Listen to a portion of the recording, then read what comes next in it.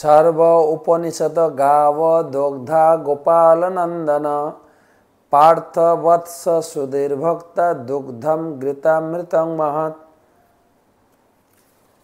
समस्त शास्त्रेर अमृतमय दुग्ध स्वरूप এই ভগবত গীতার জ্ঞান কেবলমাত্র ভাগ্যবান ভাগ্যবতীরা পান করেন।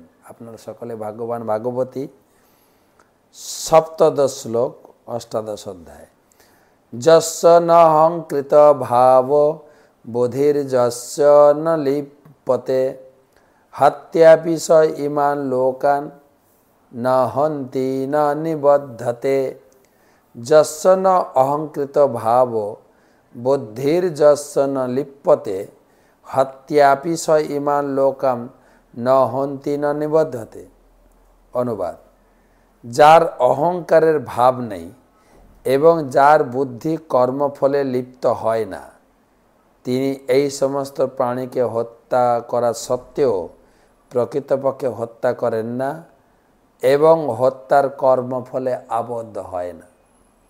অর্জুন, তোমাকে যে এই প্রত্যেকটি কর্মের 5টা কারণ বুঝালাম, কয়েকদিন ধরে বুঝাচ্ছি, তো তাহলে সব কিছু যদি ভগবান করায়, সব কিছু পরমাত্মা বা সব কিছু দৈব আমার ইচ্ছাতে হচ্ছে, তাহলে এই কুরুক্ষেত্রের যুদ্ধে যদি লোক মারা যায়, তোমার পাপের চিন্তা কোথায়?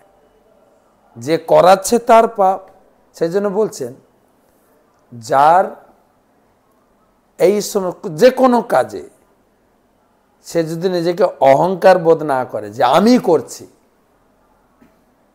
আমার বুদ্ধি খাটিয়ে আমি করছি, এই আমার বুদ্ধি আমি করছি এই চিন্তা ভাবনা যার নেই, কেবল ভগবানের নির্দেশ অনুযায়ী, গুরু পরম্পরার নির্দেশ অনুযায়ী আমি করছি, তাহলে তো সেই কর্মের ফলের ভাগীদার তো যে করাচ্ছেন, যে তোমাকে উৎসাহ উদ্দীপনা দিচ্ছেন, সে পাবে।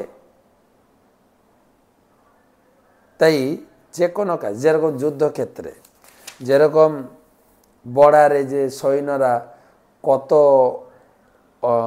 অবৈধ অনুপ্রবেশকারীকে মেরে দিচ্ছেন, তার তো পাপ হচ্ছে না।